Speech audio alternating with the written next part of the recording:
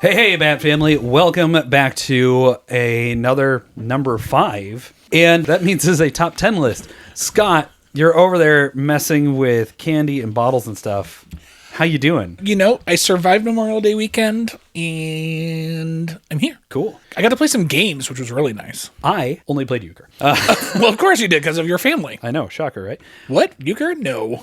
But hey, on that note, not that he's family, even though really realistically he kind of should be. We have another member of the greater Board All the Time family with us. Austin, welcome. Thanks for having me. I'm very excited. I'm glad he's not currently, building his house and is able to join us. True. Do you have a kitchen yet? No. And I'm sure Soon. Jen is just thrilled. She is. She is.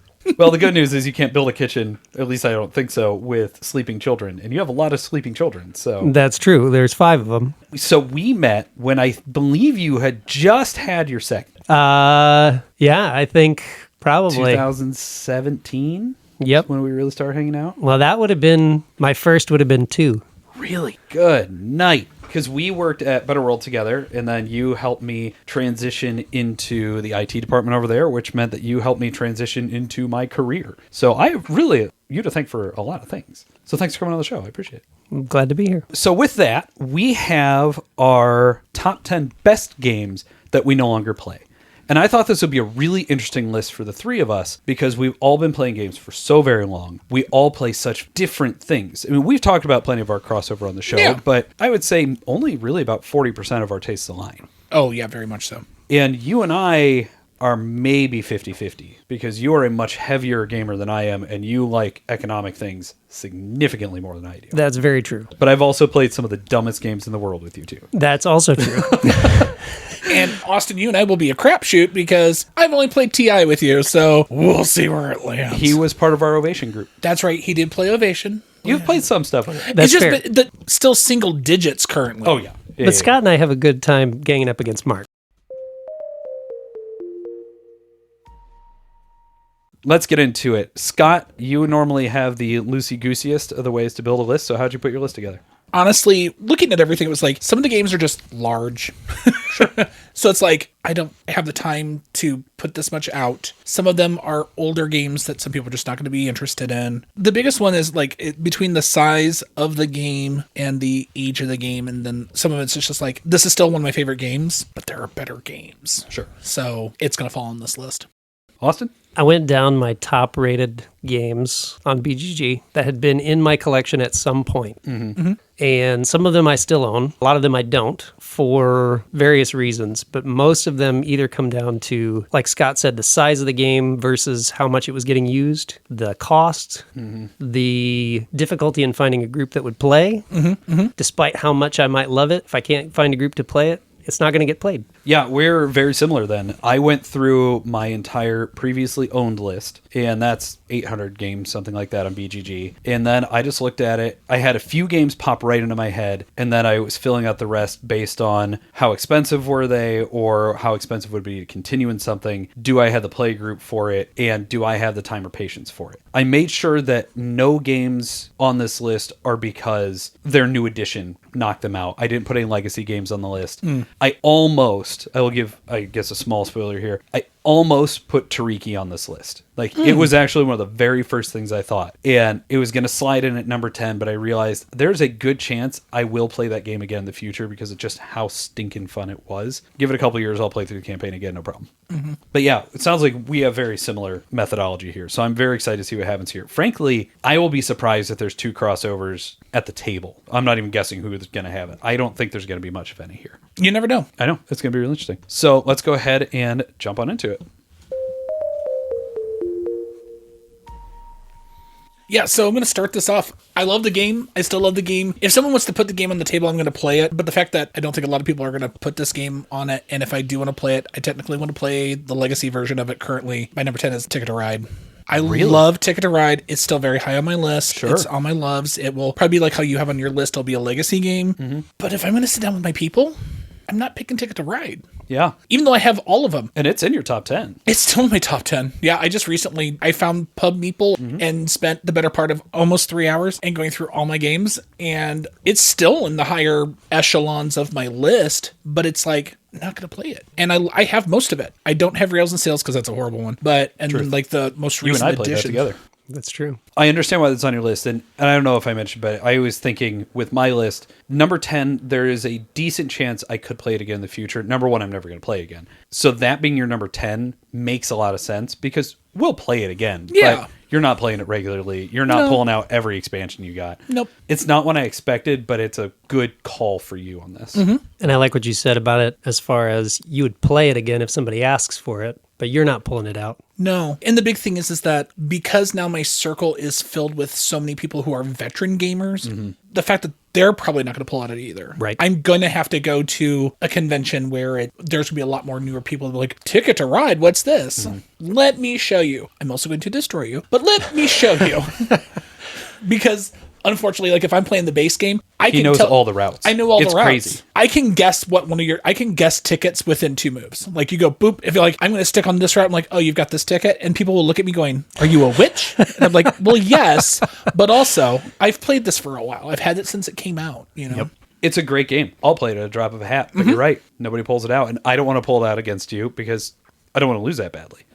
Austin, what you got at number 10? Number 10, Star Wars Rebellion by Fantasy Flight. I still have yet to play it. It's a great game. It's wonderful. My wife and I played it several times, but at 4 hours. It's minis, it's asymmetrical, it's beautifully thematic. And it's got like the arcs and stuff like that. Yeah, Oh, okay, yeah. I've played it once. But the teach and then the play, I mean, even once you know how to play, it's still 3.5 hours. And you're big Star Wars people, so it's even more in for you. Great. Yeah, it's wonderful, but can't get it to the table. I have had that on my trade list, or I have looked at it on sale so many times, but I have known realistically I don't have a 2-player 3 to 4 hour game in me that I'm not going to pick something else because I am not a Star Wars person the way you are. I want to play it once. It is on my like must play games, but I know I'll never own it. It is absolutely worth playing. It's probably not worth owning. And that's the hard truth. Did that ever have an expansion, or did that all start going into like Outer Rim and all that stuff? I think they didn't have an expansion for that one. It's pretty extensive as it is. Star Wars in a box is what everybody calls it. Absolutely. What you got over there? So my number 10 is the one that I think I don't mean it to slap you in the face. And the reason it's my number 10 is because realistically, if we got a third player, we would play it again. The problem with Modern Art by Reiner Knizia, Oh, it is a phenomenal game. It was what made me Hall of Fame games in the first place in my top 100. Okay. It requires 3 people minimum who love auctions. That's all you're doing for 45 minutes is playing 5 styles of auctions, sometimes simultaneously.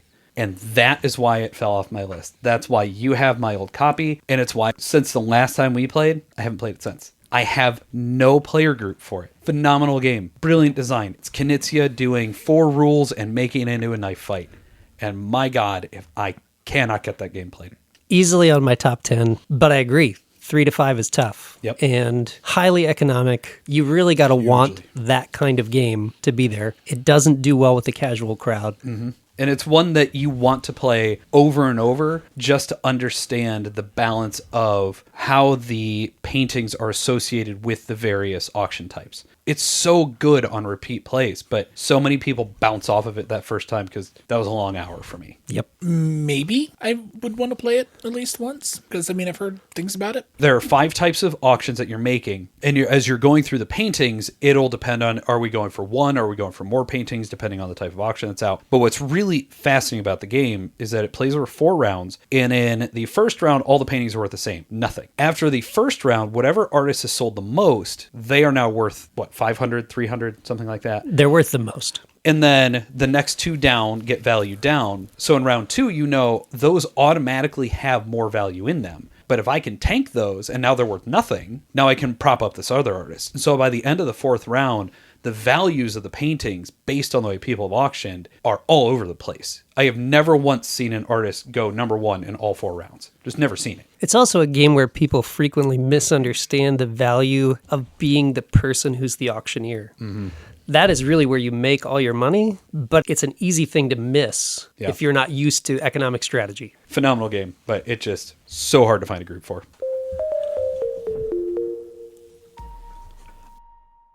So, Scott, you're number 9. Yeah, so this is another game that's like one of my absolute favorites. It usually only ever shows up maybe at spooky time, because it is really hard for me to get Mysterium on the table. I love the game. Have you ever played Mysterium? Yes. I'm usually the ghost, but a lot of people have issues with abstract games. So it's one of those, I have to have the right group of people. I have to, if it's a gorgeous day, people don't want to do that, so it's like, it only works really in the fall because we're all like, ooh, let's get warm. It's that time of year, And it fights in such a crowded genre anyway. Yeah. And honestly, like, especially in spooky season, there are other spooky games I want to play. I still love Mysterium. I will still own Mysterium. Mysterium will probably stay on my list of one of my tops for quite some time. I can't remember if I played it last year.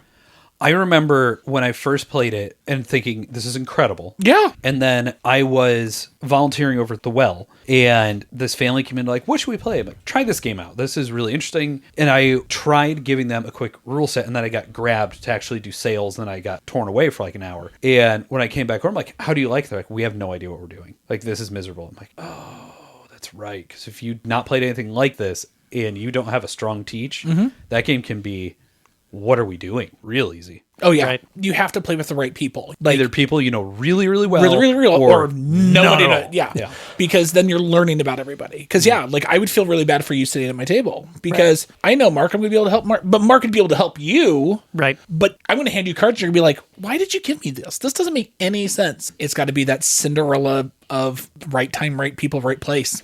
And that's why I thought this list would be interesting, because that's really what a lot of my games came down to. Yeah, a little bit. Number 9, Ra by Knizia. Okay. For me, like you said earlier, modern art is great. Ra is in that same player count, and people are just less interested. It's also fiddly, and by the time you get to the end, you know how to play the game, but I can't get them to play a second time.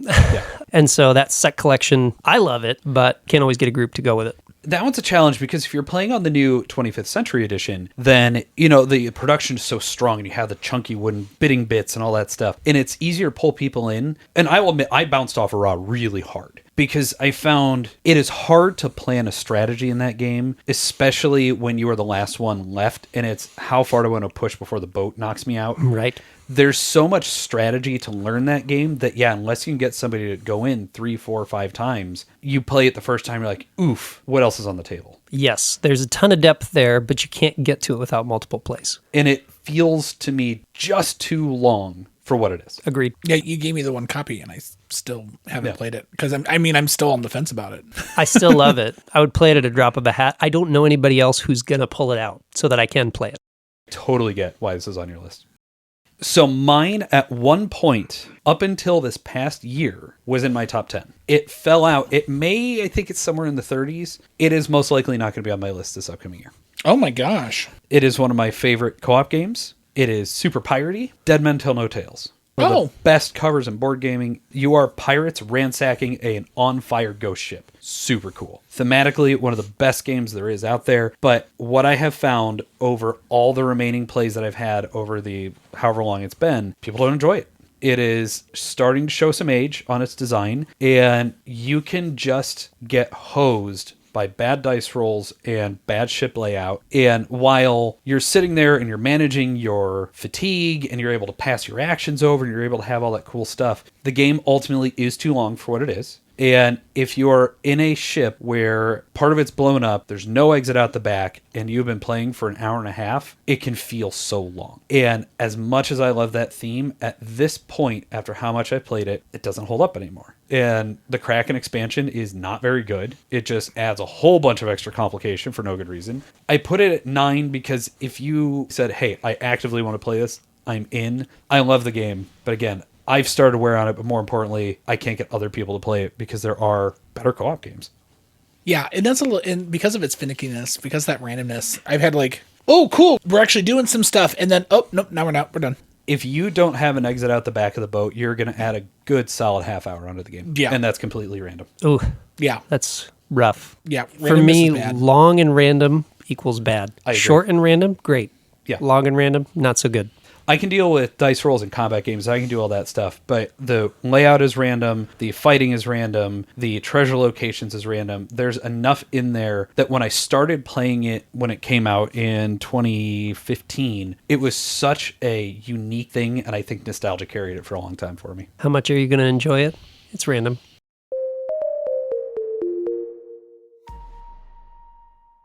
My number 8 is quite a bit older.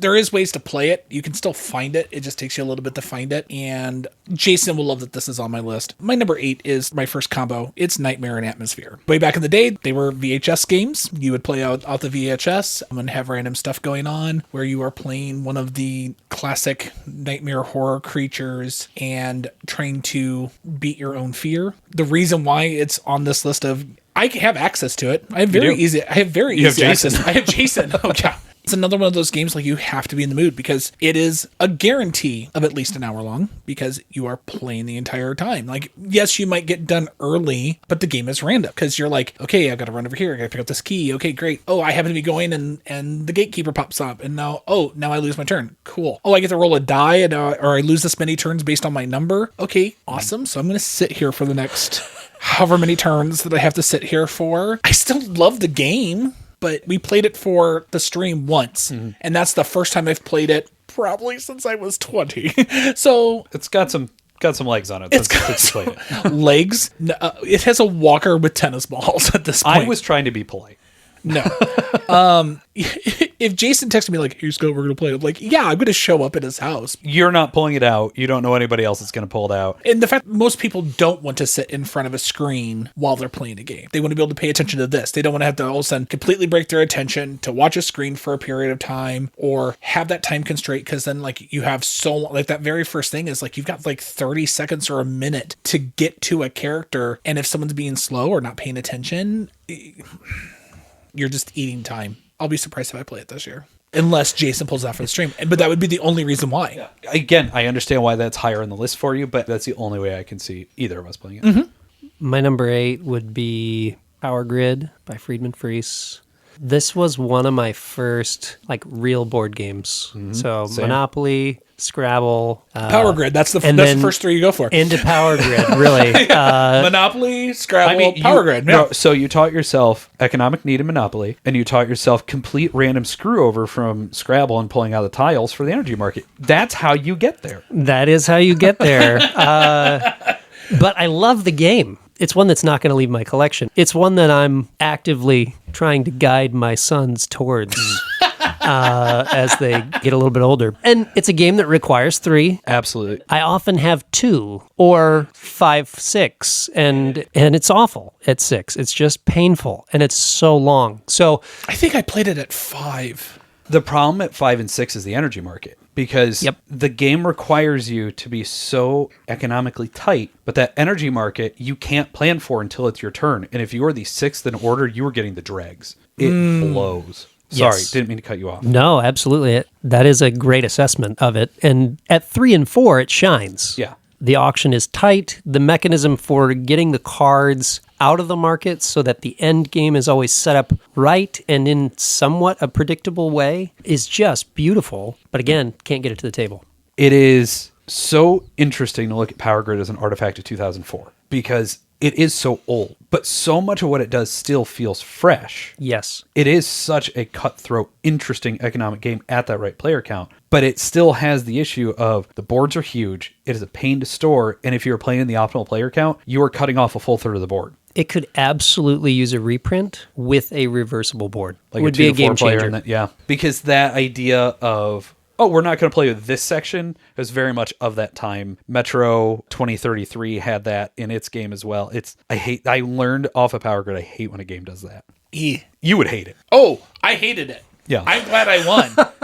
Because I can be like, hate this game, still won it. Suck it. When I started really getting into gaming around 2008, we played an ungodly amount of Power Grid. It is a stunning game. All the different maps, all the different rule sets, all the different things. But that's how I learned 2 is awful, 6 is awful. Yeah.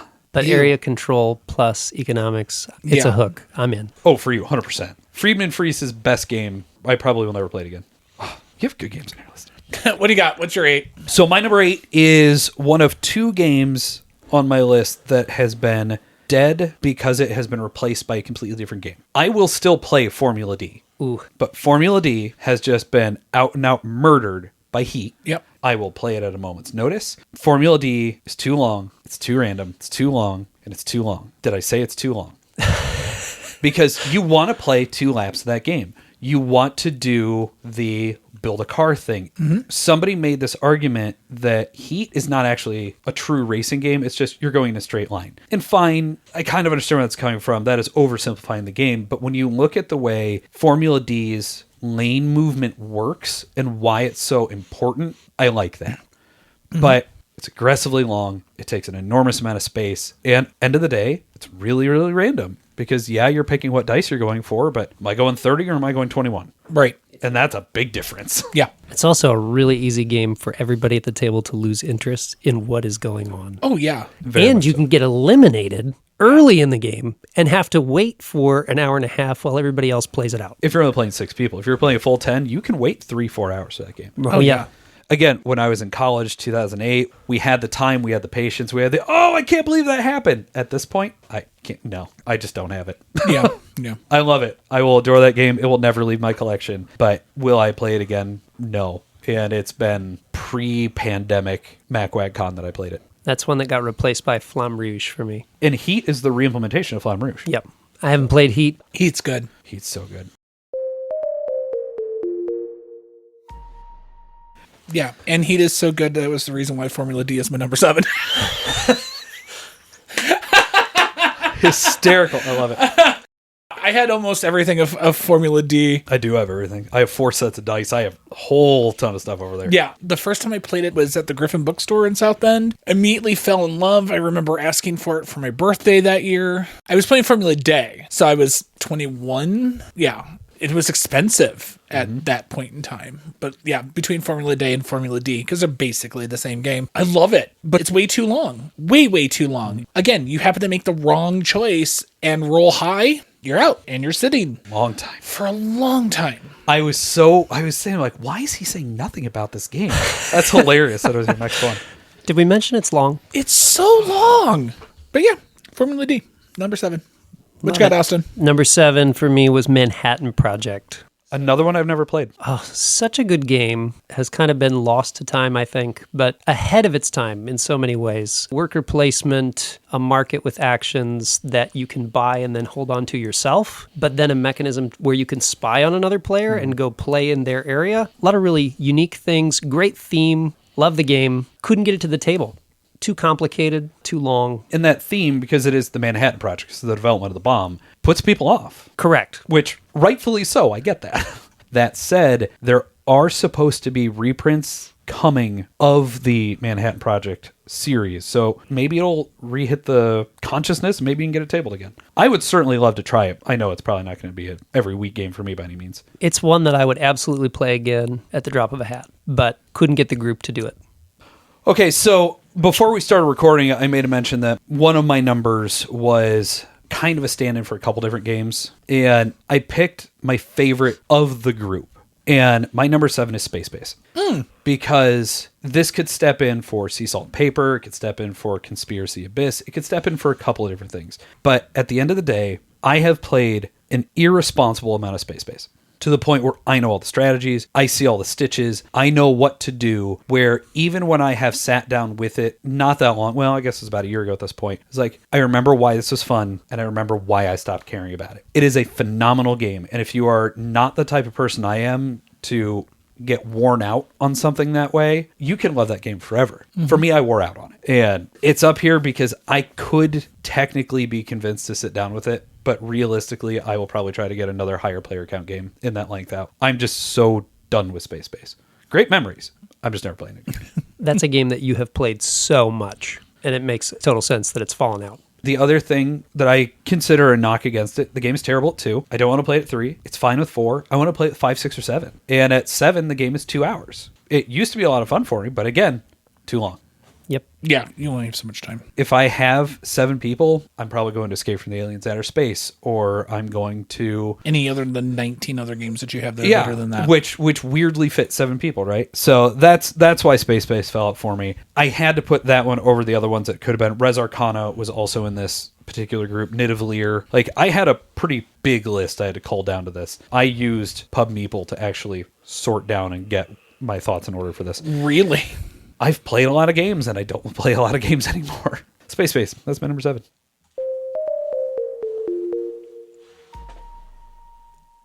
So my number 6, I have fond memories of this game. And there is a new edition of it out. I have no desire to play it because I'm sure it's probably garbage.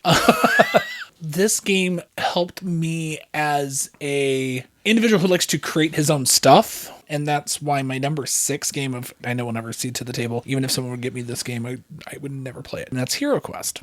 HeroQuest. Interesting. I had HeroQuest and Advanced HeroQuest. Well, you did a Games That Made Us about HeroQuest. Yes. Yeah. But truth, I'm never going to play this game again. And again, someone could get me the new ones and get me all the expansions for it. I would never play it again. There's better games out there because you're playing the game and you're picking cards and that's great. You can do these powers and stuff like that. But like, okay, I only made it better because me being a person who played Dungeons and Dragons, like if you chose the wizard, oh, here's these enchantment spells. So like I literally went through every spell circle that was in Dungeons and Dragons and I picked the spells that made the most sense for this power level that the game shows you to play. And I'm like, here, choose these. And I mean, I customized it myself and made it my own. I have no desire to go back to that. Yeah. And I know who currently controls the IP right now. And I'm like, there's no way it's going to be that great. It's going to be fine for people that don't remember the original. If Restoration got it and did it. Maybe. Okay. I mean, Restoration has done some really good things. Yeah. It would definitely be a maybe. But then also, I'm going to spend more money than I would spend with the Hasbro version. But then again, I'm going to get better quality. So then... And then you get the minis and all the things, and then you get... Well, I mean, you get the minis with the Hasbro version, but I mean, it's just like... Yeah, but we saw the 3rd edition Betrayal minis, and look what happened with those. Yeah.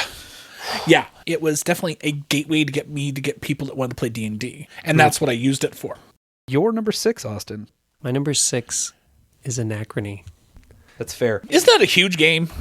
Oh, yeah. Have you seen the box back Oh, yeah. Okay. It's so big. That's what I thought. It's so big. So I had the original version of Anachrony. Mm-hmm. Like an intelligent person. Enjoyed it. Thought that I needed the Infinity box. Yep. Got it. Yep. That doubles the size of the box, which takes up more than a single calyx. And you're at a spot where this is a game that I might get out sometimes. Great game. Great theme. Great all around. The play is just wonderful. The teach is horrible. One of the worst teaches in board gaming. So difficult. And it shouldn't be, because everything you do is thematic, but that teach is miserable. It's the time travel element that just makes it hard to understand, and there's nothing else like it. No. So you get stuck trying to explain and re-explain the same idea so that someone can play the game, feel like they didn't understand it at all, get to the end and say, oh, now I get it, and then play it again. But you just dropped 2 or 3 hours and you had to set it all up and tear it all down. And 3/4 of what's in that box, I never even used because we couldn't get to a 3rd or 4th play where we could start to add expansions and really build up. I wish I had remembered this because I still own mine for a bunch of nostalgic reasons. Like, it will never leave my collection, but I have committed I'm never going to play it again because everything you just said. 100%, wow. No arguments. The solo mode is even worse because now you have to set up all the things for 2 players and then you're managing everything. The, fractured timelines or whatever, the one that added in the purple resources and that, like, excellent expansion. But the brutality of the teach, the brutality of the setup, the length of the game, I looked at it and said, I enjoy what is here, not for what it takes to get to it. Oh, that's horrible. You played it. I taught it to you, and you had that reaction of, oh my lord. Oh, wait. It was one of the first things we did for Board All the Time, and we hadn't talked about it till now. I completely blacked out. It's a phenomenal game, but it also taught me that I don't need any Mind Clash games because I looked at Tricarion at one point. I had Tricarion at one point. I'm like, this is going to be worse to teach than Anachrony. That game is also beautiful. Wonderful game. It may be beautiful mechanically. It is an ugly game. I don't know. I like it. But again, it's complicated. The teach is horrible. Horrible. And there's no way to make it easier. It's just complicated. However, I will say Anachrony has given me one of my favorite moments in gaming with you, which is, I don't know, why do you want to be purple, Mark? I tell that story too often. So my number 6, I have never before mentioned on Board All the Time, and I will likely never mention it again. But it was one of the first Euro games of its ilk that I really fell in love with, and it is Firenze. So Firenze is a Pegasus Spiel game from 2010, and is designed by Andreas Stedding, who designed Stroganov, Gugong, and Hansa Teutonica. really, really strong pedigree from this guy. And basically what you're doing in Firenze, there are a stack of cards in front of you that you are going to be purchasing out of kind of the way you do with Century Spice Road. But instead of it just being whatever spice cubes, you have these really awesome little tower blocks. And you have to deposit a tower block on a card that you're not going to pick up what you need. And that will have some amount of tower blocks on it that you are then going to build your towers with. And there is a central game board that says whoever builds a certain tower of a certain color first gets to put out a diploma, and they score a bunch of points, and then a whole bunch of stuff happens. The problem I ultimately ended up having with Firenze is it is incredibly tight. It is incredibly economic without really having money to speak of. Because what blocks am I using? What power am I going to use to switch blocks around? Oh, you're going for that card? I'm just going to take it. I'm going to have my one tower fall over because I'm not adding anything to it this turn. But that's fine because now I'm screwing your tower over. It can be incredibly cutthroat. But at the time, I had never played anything else like it. And this ultimately did get replaced by Century Spice, Mercurial, those types of games, because it gives me that same mechanical feel of I'm going to buy something from a row and have it mean something without it being quite so mean. Because the game was an hour to 2, depending on your player count. Played really well at 2, 3, and 4, but it would just be a knife fight. I really think you will love it, but it's one I have thought about many times. Like, yeah, it's a great game. I will never play it again because I do not have the constitution for that much meanness anymore. Your description makes me want to play it. Century Spice is one of my favorites. It's one that we just played with the boys. And so the thought of something like that with a little bit more of an edge to it is appealing. It might be hard to find at this point, though. Yeah. I will say it, because it was a Peggish Spiel released, and those don't have a ton of long life over here, unfortunately. Yep. Hey, BATT Family, Scott here. Join me and my friends for a weekly live play tabletop storytelling game on Theater Geeks Twitch channel. Check out www.twitch.tv/theatergeeks on Sundays at 4 p.m. Eastern Time. Number 5. These are the numbers that are really starting to hurt me. So this is another really old one. This one, it's from 1994. It's from Pressman Games. It is X-Men Under Siege. One reason why I will never play it ever again is I don't want it to get damaged. That's the big one. You are randomly assigned a X-Men, and you are running around the X-Mansion trying to defeat classic villains. You're also trying to build your team. You're trying to score the most points, but while still protecting everybody. But your characters can get knocked out and stuff like that, so there is actual possibility of being knocked out. I mean, it's what started board gaming for me. It was the first time I said there's like, oh, this is a thing I actually care about. This is going to sit where it can't accidentally get crushed, or the dog lay on it, or my books get on it. So that's the biggest reason why this is on the it will never get played again. This would be one of those games that I'm tempted to try to find another copy to play that copy. It sounds wonderful. It was way ahead of its time. I can even show you pictures. They actually had minis and they were In detailed. 94. And they were detailed minis. That looks incredible. And it took a long time. This was not a quick game. If you were going to play, you were going to play for a while. So for nostalgia reasons, and I would never want anything to happen, yeah, that is the reason why it's on the never going to play it again list. Unless I buy a second copy. At number 5, I have Blood Rage by Eric Lang and Simon. It finally hit this point for you, huh? So here's the thing. Love the game. Drafting mechanics. You're playing a war game in area control with surprise actions. It is beautiful. And it is gorgeous. And it is well balanced, in my opinion. I know there's different opinions on that. I think it's a game that requires multiple plays, and the drafting element of it requires you to know all the cards in the deck. And there are not that many cards, but for a first-time player, you can't enter it well. You look at that hand and go, I don't want to give away any of these. Exactly. And so if you're a player that knows how to play, you're going to run through those cards. You're going to know exactly what you're looking for and what's available to you. And the new player doesn't have that. They have no chance. So for that reason, it's a game that you can't introduce easily. It's also a game that has a lot of take that. And it's the nature of the game, Blood Rage. It is creating rage in the players. But again, it's hard to get to the table with all of that in mind. Hated it. Oh my god. My buddy Rowdy and his partner loves that game. Hate it. I give it a 3. Yep. I also detest that game. I distinctly remember playing it with Mark Yep. the very first time and him Yep. saying, I will never play this again. And I thought, this is so wonderful. It's a great game. So I did, a couple of years ago, break down and play it again. Wow. Because I thought maybe my initial gut instinct was wrong. I've had that happen with a number of games. And sometimes distance of time, different players. I hate playing games with you. No, but what it all ultimately broke down to is it is mean. The Loki strategy isn't always going to work. I hear that complaint about the game. That's not the case. It is deploying it appropriately. If you Correct. dedicate yourself to it, you're going to lose. But the aspect of that game that infuriates me beyond any other and why I cannot stand playing it is so long as you have one rage left in your bank, you can do whatever you want, including all the free stuff. But as soon as you're at 0, you're done. And somebody can steal that rage out from under you. And so now my turn is over 20 minutes early because you are taking my turns. Right. Ugh. Infuriating. But again, it's one of those things where if you know the deck, you're managing for that. You're playing to the people that you're playing against. But again, you can't if you don't have that depth of the game already tucked away in your mind. And so for that reason, it's not going to get played again. What's your number 5? We've been talking about mean games, so let's keep talking about mean games.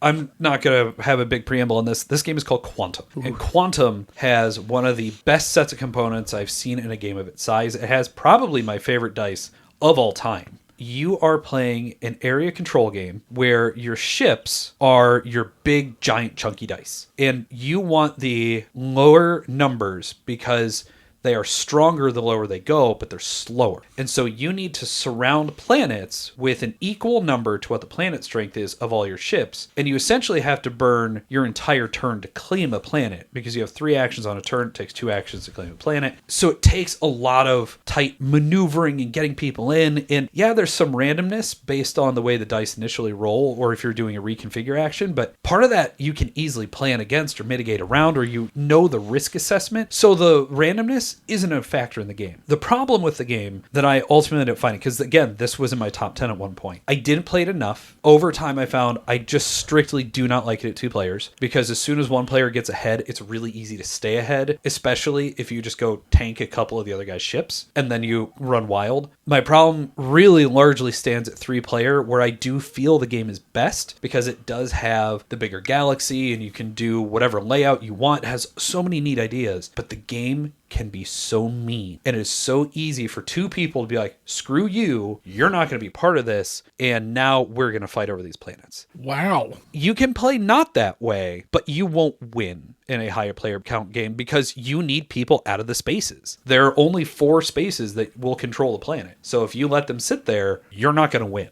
It can just be so mean. It's also a game that doesn't present itself as a cutthroat knife fight in an alley. No, it does not. But when you're looking at it, like, okay, we're going to have some negotiating, we're going to have some going back and forth. And no, it's just go blow the other people up. That game gets mean in a hurry. And while I'm fine with that for a war game, one where it is so easy to king make or king break somebody, just, ugh. Yeah, it's one that I'm surprised to hear on this list, but it makes a ton of sense. Take that as not your thing.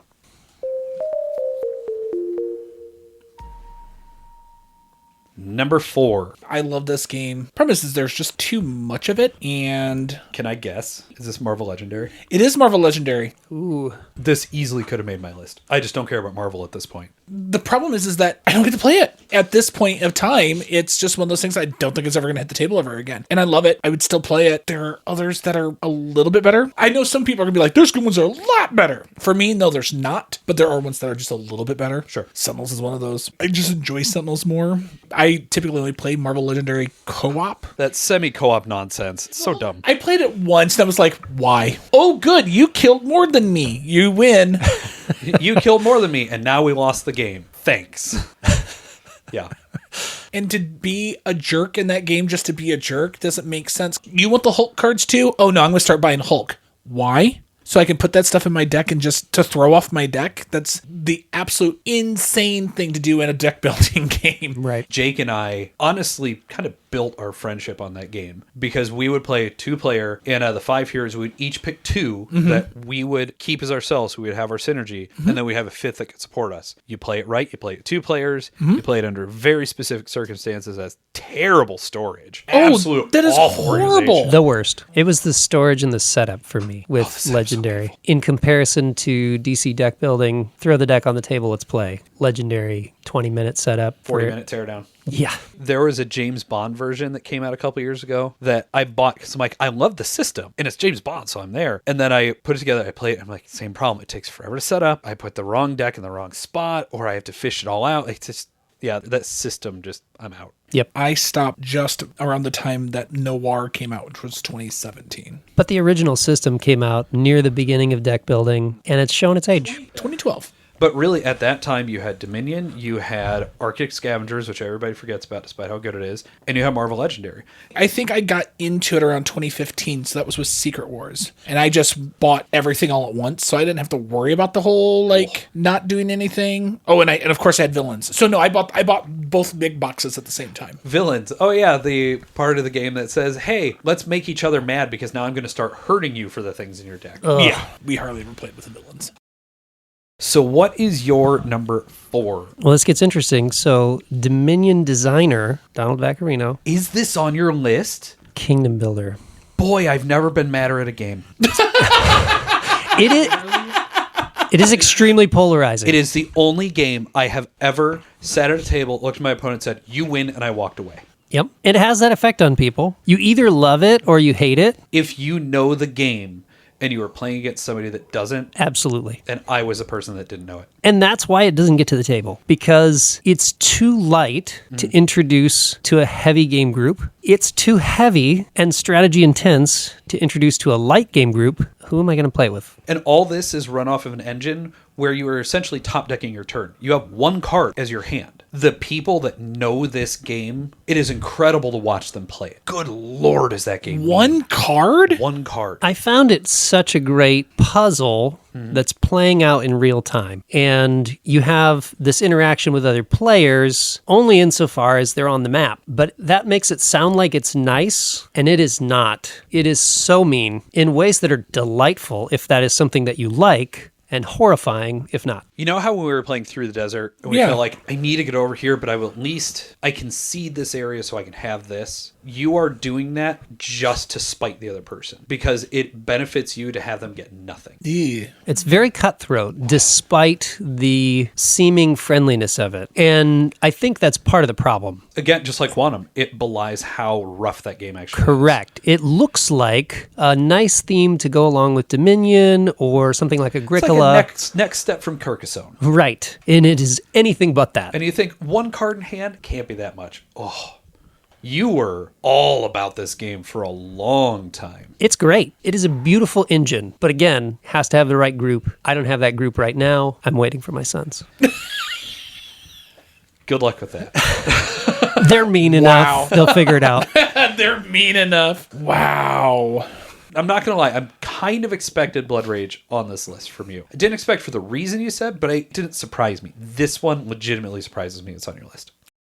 My number 4 is a game that I love, and I couldn't get a single other person to love it. And it's a real shame. But it also had a very small print run, and the production quality was awful. Oh, God. Which meant that it was a failing gambit to try to get it out on the table. The solo mode was fine, but for what it is, meh. This is Tortuga 2199 by Gray Fox Games and Jetlab Games. So Tortuga 2199, you're space pirates. You have really, really super cool minis, and you have these big, chunky, dual layer hexes that you are going to place your little strength markers on, because the strength of where your marker is determines how much strength you have in that particular hex, because it does have an aspect of area control, because if you control the hex, you control the points and the rewards from it. And so if you lose the hex, you have to give those up to the other players. But what makes the game just so fascinating, why I loved it so much, the board layout itself was very straightforward. It was essentially kind of like a dog bone, because the center had all the same stuff in it, and you would buy cards for this deck building game out of the standard market. But on the wings were unique locations, unique bonuses, unique cards for deck building. So it was kind of a pain in the butt to set up, because you had to set up the main deck, and then you had to set up the center hex deck, and then the 4 wing decks. But there were only ever 2 currencies in the game. You had exploration and combat, and you would go and explore the galaxy, and you would try and suss out where giant space monsters are, so that way you could go fight and kill the space monsters, and you could get into player combat, but you never had to unless you really wanted to, because you could just fight against them indirectly in a space that they weren't actually sitting. It has so much great interaction and great design, but the production was miserable because those cool dual layer hexes scratched if you looked at them. The cards were a weird size and too thin and started breaking after the first game, so I had to find the most obnoxious sleeves to make the game even playable. And every time I put it on the table, I had a phenomenal time and nobody else had. I never once had that game succeed, except for with myself. It's so painful. That game taught me more than any other, do not back a game from Grey Fox. And they make solid games with terrible productions, and it did have a pretty bad rulebook too. But anyways, Tortuga 2199. I'll probably never talk about it again on the pod, but that had to be on the list. Number 3. Okay, so they just recently had their 5th edition of this game, which... Talisman? Yeah. Talisman's my number 3. This game is way too long, way too mean, and way too random. I have, like, an original copy. When I lived in St. Louis, buddy of mine, we were at one of the local game stores. I can't remember the name of it now. We saw this game. I was like, oh my God, that looks like a lot of fun. It just happened to have like all the expansions. So we went halvesies on it. And then like a couple months later, my roommate didn't have the money for his portion of the rent. So I covered him and he gave me his half of the game. So I still own the game of Talisman. I mean, it's fine for what it is, but it's a lot. Because especially when you have the expansions, because there's an inner section and there's an outer section and there's the underground and all the wing boards. Yeah. If you have everything, it would take up the majority of this table. Wow. Now the base portion of the game would sit nice and comfortable on that section. But have you ever played Talisman? I have not. Don't. Thanks. Yeah. No, because like literally the character that you get is random. Ooh. What monsters show up are random. Unless it's the opponent next to you playing one out of their hand, which means it's just going to be mean. How much fun are you going to have? You're not. Because it's random. No, there's no fun. Because the game is like 4 hours long. You're literally sitting there and you're trying to get to the center and it could be PvP. Oh, that's a really cool weapon that you have. Too bad I'm going to come over here and beat the snot out of you for it. Literally a lot of the game is avoiding getting next to another player. It's roll and move. Ooh. You're rolling a D6. And once you get into the center ring, you can only move 1 space per turn. And if you die, you're booted out to the earlier rings and you got to start over. Yeah. This game sounds like pure torture. It is. It is. It's so why did we play it?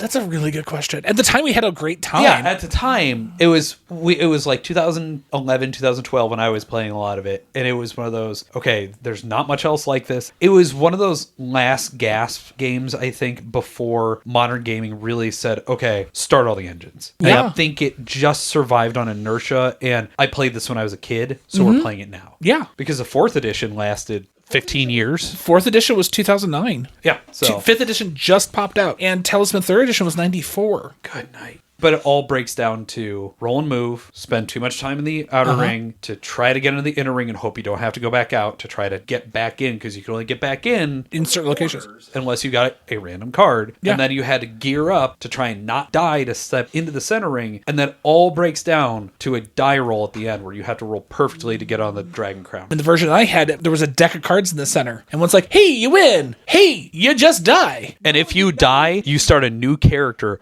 all the way at the beginning.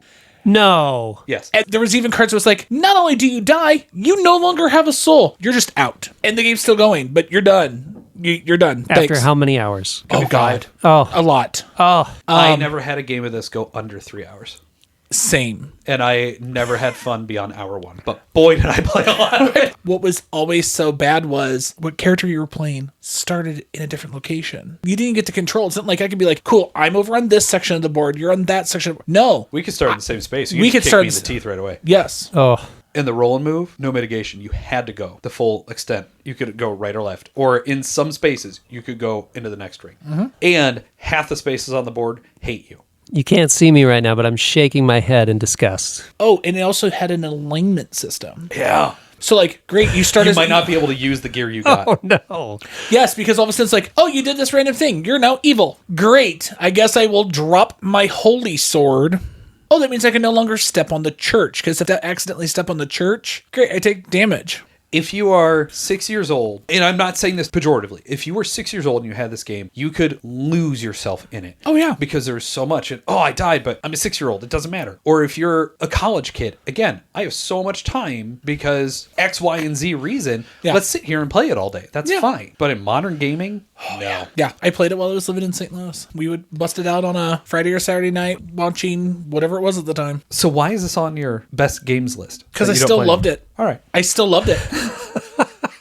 All right. The nostalgia. Sure. And I never had a bad time playing it. It was always one of those. In my player group, I had some really mean players. We never really chased each other down, but it was always one of those like, I'm not going to go onto this space because this space is going to do bad stuff. I'm sorry, Austin, you and I are going to fight.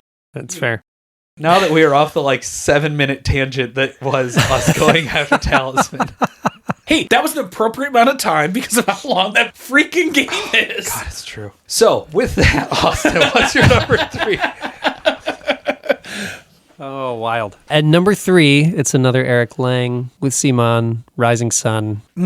Such a great game. Mm-hmm. The layers of combat and losing on purpose in order to take things. You've got area control. You've got a point system. It's a war game with a euro with hidden actions tied in. But that's the thing. It's an economic game that just happens to use all those other bits. Oh, absolutely. Absolutely. It's an economic game pretending to be a war game. Mm-hmm. But I love economic games, so it was for me. It was also really hard to find 4 other people to play it with. Because you did want to play it at higher counts. And at higher counts, it's way better. I think, honestly, having an odd player count is better. Having that out person, because it benefits you to not be in an alliance sometimes. Absolutely. And the asymmetric powers are great. They are balanced in ways that are incredible for how different they are. Mm-hmm. The ways that the game can end in surprising twists, so good. So good. But again, I'm going to struggle to get it to the table. It's a big box. It's an expensive box. It is. And you really want most of the extras for that game. It was also one of those, you wanted the deluxe version because the retail in the deluxe had the same minis, but the deluxe had a full 40% larger board or something that you needed that size because the minis were huge. Yep. Oh.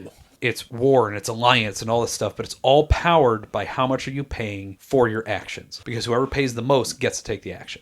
I generally have found I don't like Eric Lang as a designer. He and I don't mesh super well. I respect his designs. This is his best game to me, but again, you're looking at a half hour 45 teach. You're looking at a minimum 3-hour game. It's going to sprawl across your table. You better have that thing set up before you teach it. Yep. It comes down to the group. If you had the right group, wonderful game. Without it, it's a struggle. I think with the right group, you could ostensibly just leave it on your table and you're playing it every week. Absolutely. Even with the same 4 or 5 factions out of the box, you could play that thing over and over and over, and it's so different game to game. Yep. The twists are there. It's another one that makes people angry. There's also this moment where you can, and this is a Lang classic, you can lose on purpose in a battle and actually make more points than the person that won because you took the right action. Oh, wow.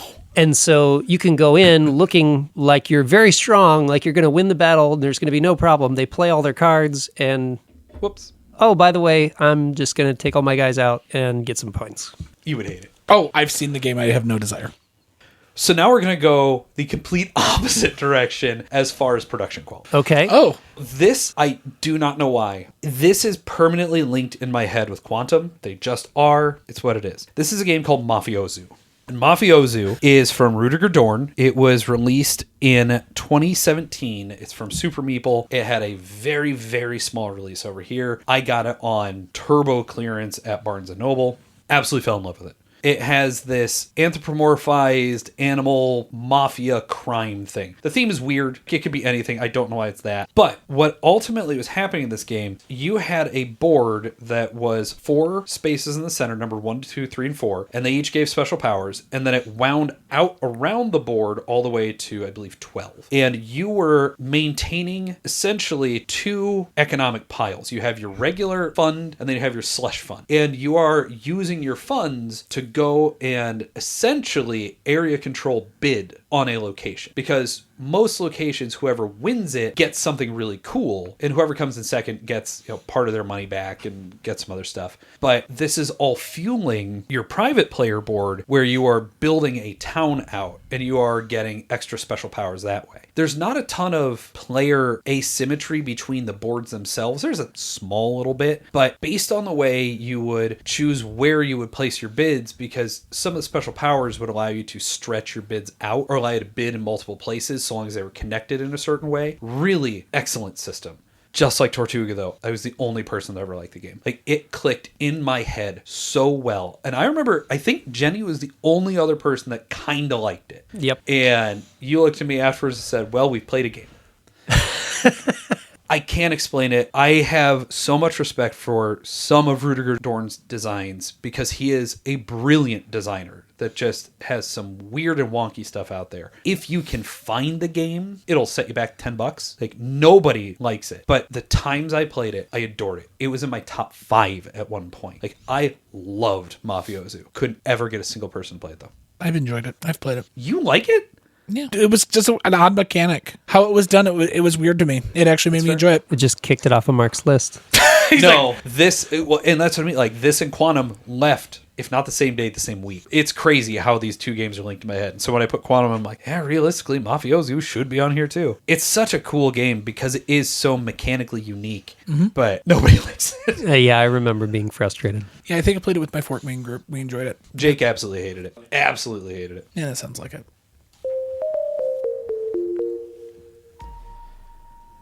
Number 2. How to preface this. This is still one of my favorite games that I have way too much of, and I just got tired of trying to hunt down certain promos. It just drove me crazy. But the game is too big, the game can be too long, and you can just roll bad, and that's why Dead of Winter. Oh. Have you ever played Dead of Winter? I have not. Okay, so Dead of Winter was actually created by Jonathan Gilmore Long. So you are playing a survivor for the very first, basically like nuclear winter. It's the easiest way to say it. The problem is that the dead can come back to life. And so you are trying to survive, going to locations within your town to try to get ammo, food, gas, whatever you can, medicine. It was a very neat concept when the game first came out. I thought it was really, really neat. But you could play the game with a person that is trying to be nasty. And a lot of times we would play it with that possibility of you are a traitor, and then you're trying to figure out who the traitor is, and then you all vote, and then you vote a person out for exile, but then that person's still not out. They're just in exile now trying to survive. And you can still contribute to the overall group winning, and you can still lose because you don't fulfill your secret objective. Oh, wow. Yeah, that's some of the tough stuff, because you're like, cool, I need to, by the end of the game, I still need to have like 4 gas cans. Great, we need to have gas. If we don't have gas, then we have to,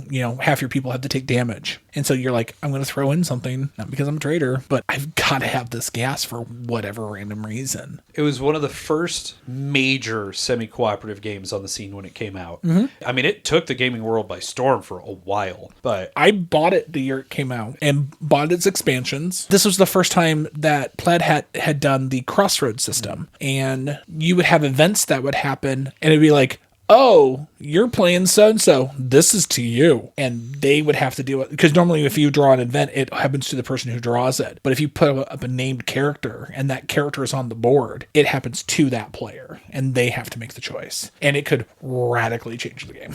And wow. The biggest knock against the game, and why I ultimately never just fell in love with it, again, 3 hours. It was a pretty long game. 3 hours in random does not sound fun. There were some really neat moments going on through it, but that forced, why are you hoarding gas cans? Like, are you a traitor? No, I just need gas cans. I'm sorry. Well, but the whole thing is no one knows that's what you're hoarding either. You went into the gas station and you pulled out 4 cards. What'd you keep? Am I going to lie to the group, or am I going to tell them and just be like, sorry, can't give it to you? Mm-hmm. Yeah. It had this whole, like, why are you betraying us? Mm-hmm. Depending on who you had, you were like, cool, I could draw this many cards. I can choose to make noise to draw more. But then there was always that possibility of, I'm going to cause zombies to show up.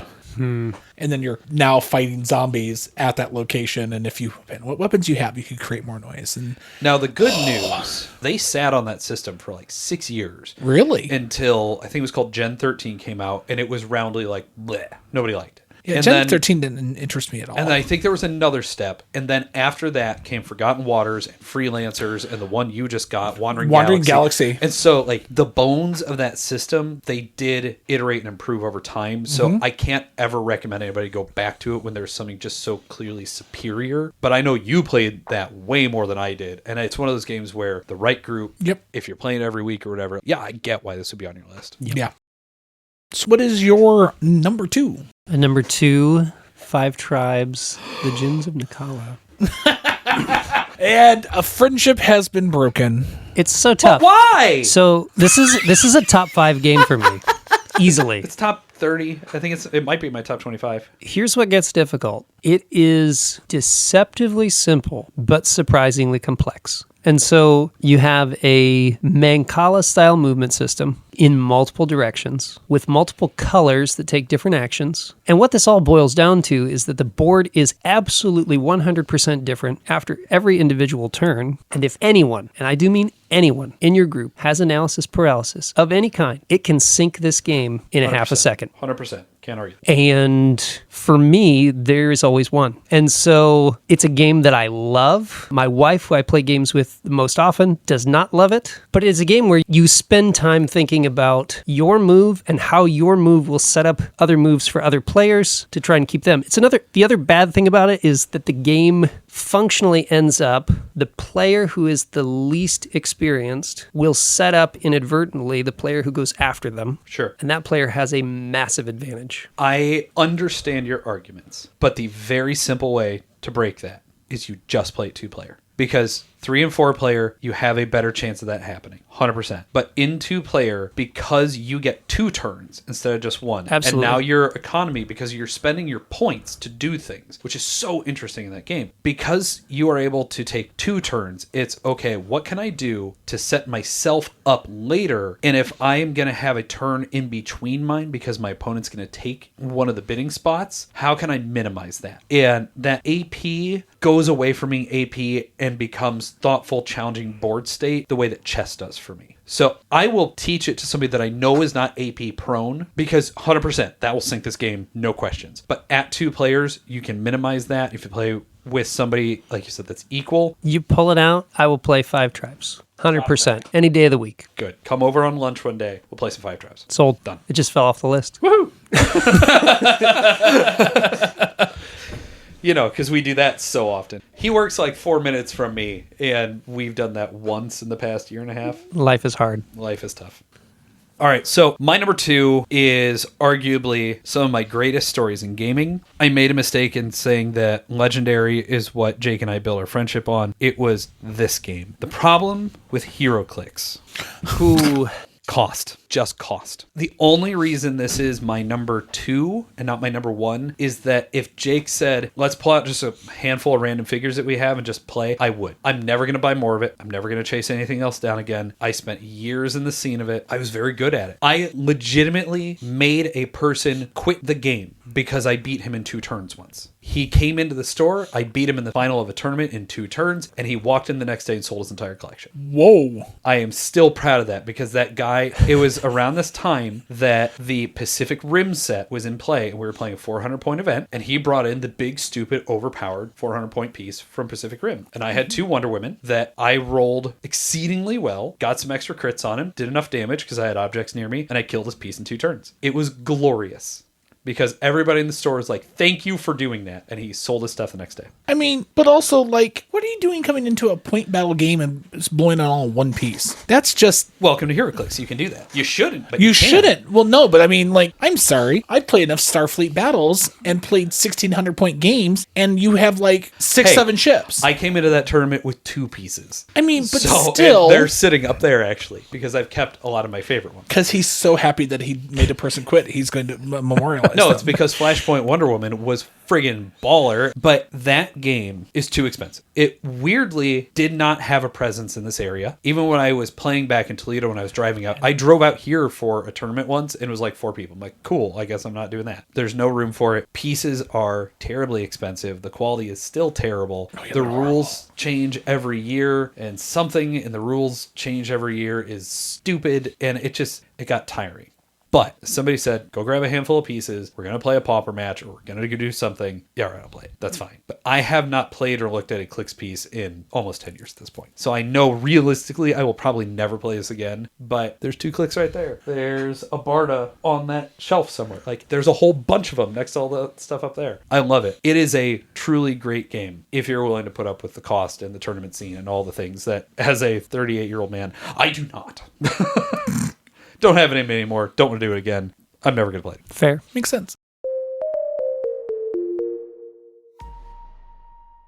Number 1, what is the best game you will never play again? This one hurts me because of how high it is on my list of my actual top games. It's super impossible to table. There's better games out there, in all honesty. If I look at my list, this is technically my number 2. It is Clue Master Detective. Oh, that's a shame. I mean, let's be honest. To have a really good game of Clue Master Detective, you need 8. Mm-hmm. It is a classic. It will never leave my collection. It will probably never leave my list. I don't have the rules on the list of have to play so many times in a year. Nope. Because yeah, when I sat there and went through it, I went, when you were like, games that you know will never hit your table again, and I went, Clue Master Detective was the very first one I wrote. And then Formula D was number 2. And I just sat there and looked at it. I'm like, if I'm going to have people over, That's not coming out. that's not coming out. How do you pitch that game? Let's pretend we're kids again. Right? Because unfortunately, too many games have come out and done the it's Clue but better at this point. It's Clue but better. Yeah, I love it. I still love it. I love all the rooms that they added. I love all the weapons they added. Yep. I love that they added Peach and Rose and Sergeant Sergeant Grey. Grey. Whoop, whoop. And they flushed out the storyline with all the characters. They put a bathroom in the manor. Right? Which, where did they pee? In the, like a fountain? Oh, I love this game. I still love this game. And if someone sat there and said, hey, Scott, we're actually going to pull this down. I mean, like, I can see you have your copy over there somewhere. Yeah. It's deep memory. It's right on top of that stack over there. Yeah. I would play it. But let's be honest. I would play it once. Right. And we probably wouldn't touch it for another 5 years. At some point, I'm sure, playing a lot of Clue with my sons. Right. It is one of Natalie's favorite games. If you said, let's play Clue, she would play. And as the gunkle, I would come over to play. Yeah. It'd be one of the few times I get to play. Realistically, I think that's what's so funny is like so much on my list is older games because it's just A, I've played a lot. B, I keep everything. And C, let's be honest. I mean, that is primal memories. Yeah. So I get it. Yeah. Oh, yeah. That's me at 10, 12. That's me at like 4. That was one of the first board games I ever played. Number 1, what you got? Number 1, Food Chain Magnate by Splatter. Yeah. I have no mercy on you for this one. I never wanted to play it in the first place. You never wanted to play, and you were not alone in that.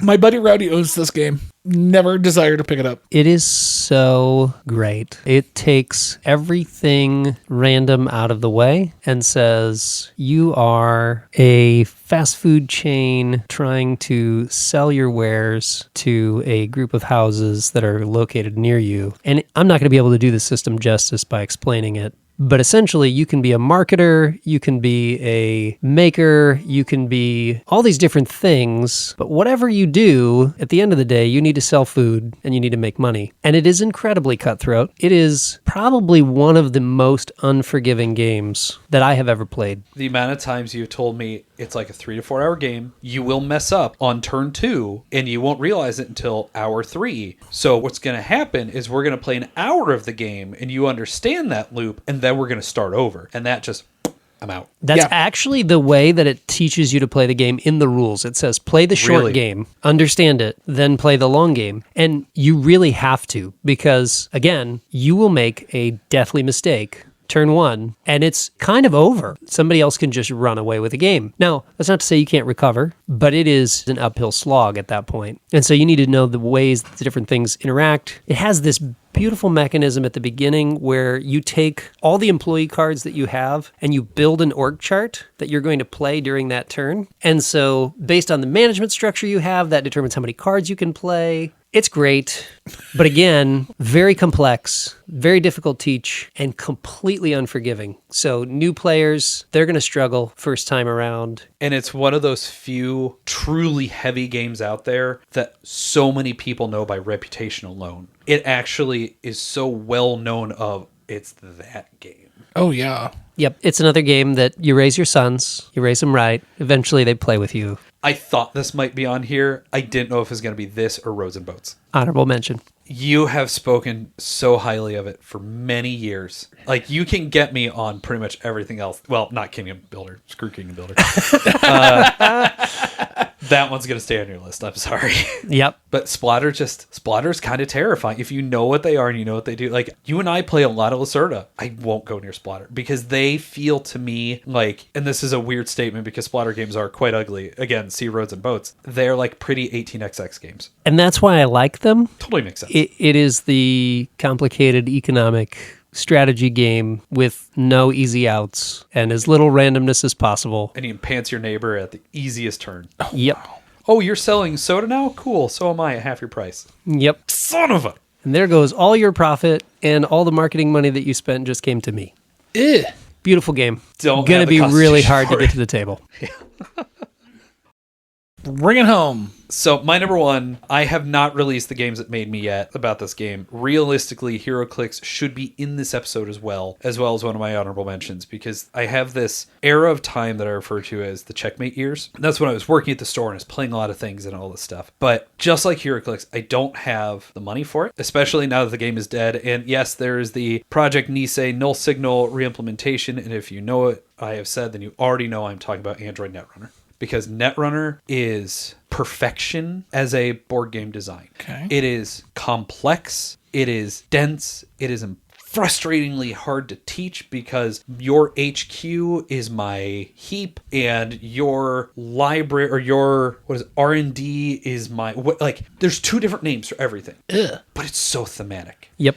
You are a cyberpunk runner that is trying to break into a corporation and steal all their plans and their points. And the corporation just needs to either pull those points off or flatline the runner. And there are 7, I think there were 7 by the time I quit, different factions, and they all play very differently. And you could just do crazy builds. And because it was the start of that living card game, you knew all the cards that were available. You had access to your cards. There was no question of, do I have this? I may have to buy 3 core sets to get 3 copies, which they've since rectified in their future LCGs. But that game was so interesting. It's so dynamic of what's your rig going to be? What corporation are you playing? Which way are you playing the corporation? Are you playing Jinteki? Are you swapping in a bunch of Wayland money? Or like what? How? Oh, it is glorious. It is unquestionably Richard Garfield's greatest design. And I'm saying that over Magic the Gathering. That's saying a lot. Over everything else he did, Android Netrunner is the best thing he's ever made. And I know, deep in my heart of hearts, I will never,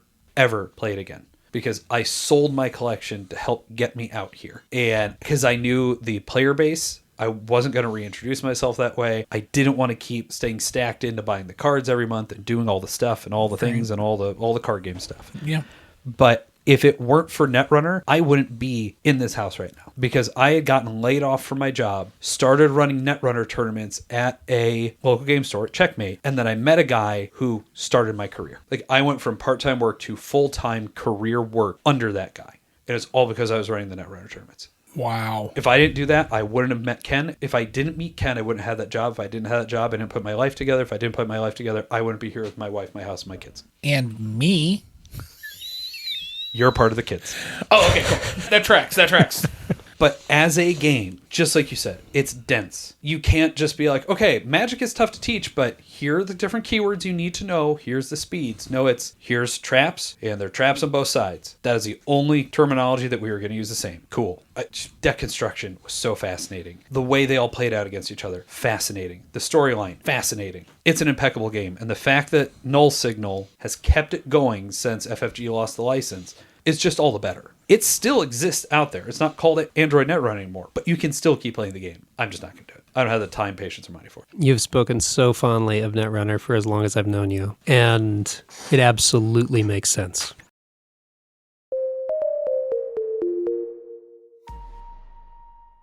Thank you so much for listening to us. If you'd like to get in touch with Scott and myself or any of the other theater geeks in relation to Board All the Time, you can hit us up at boardallthetimegaming@gmail.com, on Blue Sky at boardallthetime.bsky.social. You can visit us on our website, boardallthetime.com, where we have a newsletter sign-up, feedback form, archive of our episodes, and links to all of our social media, including our Facebook page. You can also join us on our Discord. The server link is in the episode notes. And finally, we'd like to ask that if you enjoy our episodes, please give us the like and follow us on your platform of choice. We know you hear that a lot, but after doing this many episodes, we really do now understand how important it is to help the show grow. Regardless, Thank you again for listening, and we'll see you on the next episode.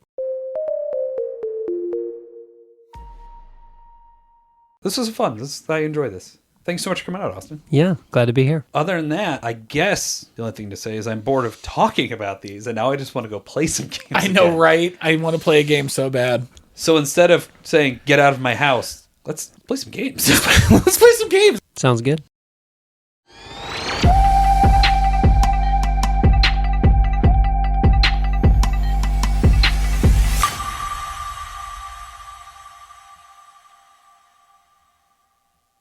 The slightest breeze, I would play it again. Like that. Gotcha. But that slightest breeze hasn't come along, so it's going in the honorable. That tracks.